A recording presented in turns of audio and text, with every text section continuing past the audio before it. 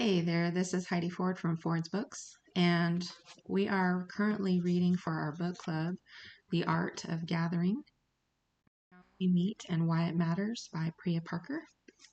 And this video is actually not a book review, but I wanted to show you what I do sometimes with books and how to use books as a writing prompt.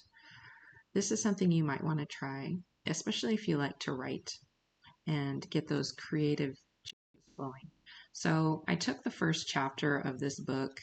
It's called Decide Why You're Really Gathering.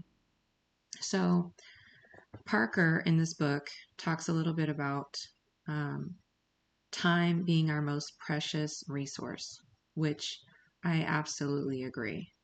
Parker does conclude in the first chapter the questioning the why and the purpose of our meeting. So I got to thinking about this, and I use this as a writing prompt, and I just want to show you what can happen if you do this. So you look at the first chapter, you read the first chapter, and you do some critical thinking.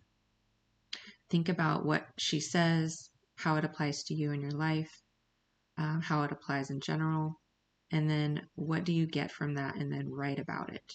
So what I got from the first chapter is this. So I started to write, and this is what happened. As we grow and evolve over time, choosing to hold on to timeless traditions or letting go of them, there's always a reason. This is where we clearly see how much culture and nationality form the perceptions of the given majority. This made me think deeply about the traditions held by so many Americans. But then when I dug a little deeper into the why, I began to realize why independence in America was such a costly and valuable foundation, and why so many spend their lives pursuing greatness to leave a mark on the world behind them. I had finally realized my big dreams had grown small in comparison. The dreams within me were much grander than my environment and culture would allow. But I refused to accept this by pressing through any mountain in my way. Because the big dreams were not yet tangible, I still chose to visualize them, and I chose to see dining with kings and queens like some fairy tale, and the legacy that would last forever. One too big for anyone to dismantle. All those lifetimes of pain and sorrow taking a turn, embellishing itself through immortality. But sorrowful a root of tradition we bear by losing our connections with humanity, only but for a gust of God-like flair.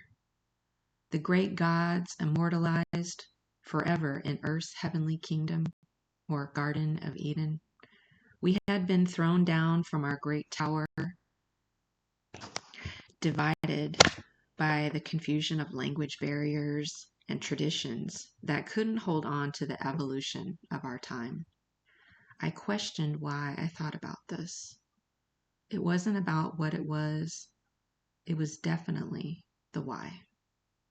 The fairy tale wasn't a dream at all. It was who I am underneath.